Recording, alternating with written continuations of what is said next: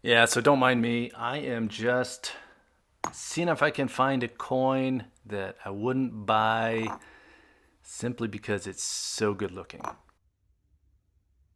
It's turning out that that's a little bit harder than I thought it would be.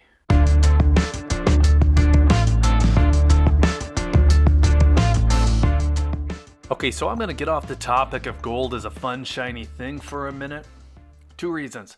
First of all, I keep getting questions in the comments about the best time to buy gold. And then second, because I'm seeing articles popping up that are covering the best assets to have in a recession. And the best time to buy any asset, of course, is just before you need it. And some of those articles cover that a little bit, but most of them come at it from the angle of replacing investment income or maybe finding alternatives to the stock market, as in what will still do well in a downturn. So that's all good and fine, and I like the spirit of that idea, but I think that they miss a really big point. Recessions can bring worse things than a cold stock market. They can bring things like a loss of income or loss of jobs, maybe loss of your asset value. And I don't mean to be pessimistic, but I think covering those bases first should be higher on the list. Now, the articles that I've seen, they all seem to start off mentioning gold, and then they mention other things in no particular order. They'll mention things like real estate and bonds, certain recession-proof stocks, and then cash. I've even seen some of the recent articles mention Bitcoin. So clearly, those are articles or those are authors who are trying to help us find alternatives to the stock market. Now, personally, I don't understand the concept of holding a wildly unpredictable asset. I don't understand how that's going to help out in a recession, but what do I know?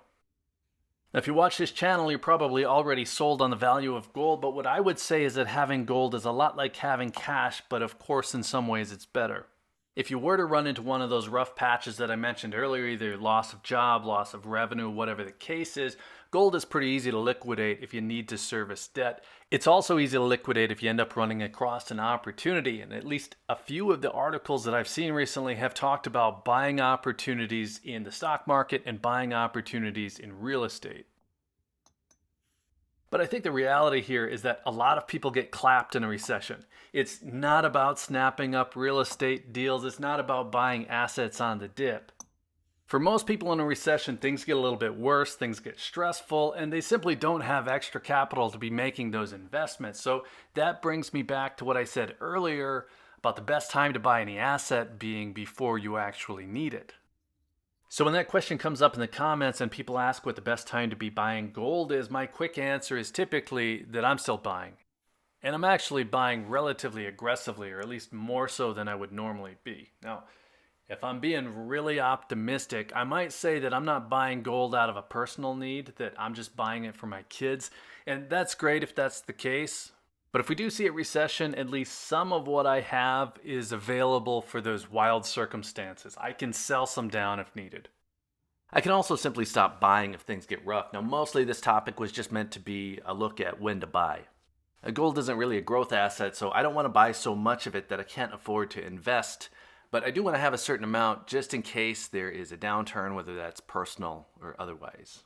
So it's a simple case of making hay while the sun shines. I'm going to get those monthly purchases in if prices aren't crazy and also if everything else is going pretty well. There really shouldn't be any real surprise in the idea that gold is a good asset to have in a recession or just a general downturn. But the idea that you want to be accumulating before you actually need it, well, that's the part that I don't see in those articles. They almost mention it like you would move your money into gold in a recession. And that's the part I guess I just don't agree with. And it's really hard to do that with physical. Now, those articles that I've seen recently, they do mention physical, but they also consider paper stock. And I don't have anything really against that, I guess, because I do hold some GLD, some IAU, and some gold producer stocks. But I'm a lot more interested in picking it up a little bit at a time. And I'm just not even really sure I have that kind of trader acuity. It definitely takes a certain amount of expertise to know when to get in and out of assets. Speaking of that, the Bitcoin recommendation, well, that doesn't really make any sense to me. I think I already mentioned that, but I don't think of it as an asset. I think of that more as an investment. And honestly, I'd probably sell it down if I thought things were going to get bad. I'd just rather have that money in something like a low risk real estate investment. It would be pretty easy to move profits into a private lending option. There are a few online crowdsourcing platforms. Honestly, I'm not real familiar with them, but there are a few that I'm aware of, like Fundrise and CrowdStreet, and they do make it pretty easy. Now, that's probably as far as I need to get into the real estate side of things because, again, I don't think everyone is going to be in a position to buy properties directly if home prices do slide. In those articles that make that recommendation, it really felt pretty hypothetical. It felt like the recommendation was coming from somebody who probably has never done it. So gold is definitely an asset to have in a recession. I think that it makes sense to have gold, it makes sense to have cash, it makes sense to limit your debt. So I think that leads to the idea of buying on a schedule inside of a comfortable budget. So if you're wondering if now's the time to buy, I think it's a good time to come in a little bit at a time, dollar cost average style. I wouldn't come in heavy all at once, like with that hypothetical $40,000 that we've been talking about, unless we saw a big dip in gold price, say of 15% or more. I know if we saw something like that, I would at least be buying more personally. And just a quick comment on YouTubers. I get that sometimes it probably looks like we're all going wild with our gold purchases, especially if we're also talking about doom and gloom topics and how you need to have gold or you need to have silver because something's about to collapse. But personally, I'm doing it in a way that it is not preventing me from getting at other things, other investments. I'm not buying because I think the world's about to collapse. I'm not buying because I'm addicted to shiny things. At least that's not the primary reason. And then I'm not buying because I think that the price of gold is going to the moon. Really, it's just buying ahead of a potential need. And so if I never need to use it, my kids never need to use it, well, then I guess it just ends up simply being a good offline savings account. There really is no downside, as long as you're smart when you buy.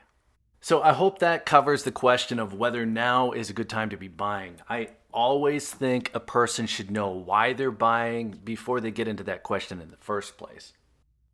And a future downturn, a future recession, that's not always fun to think about, but I think that's a pretty good reason.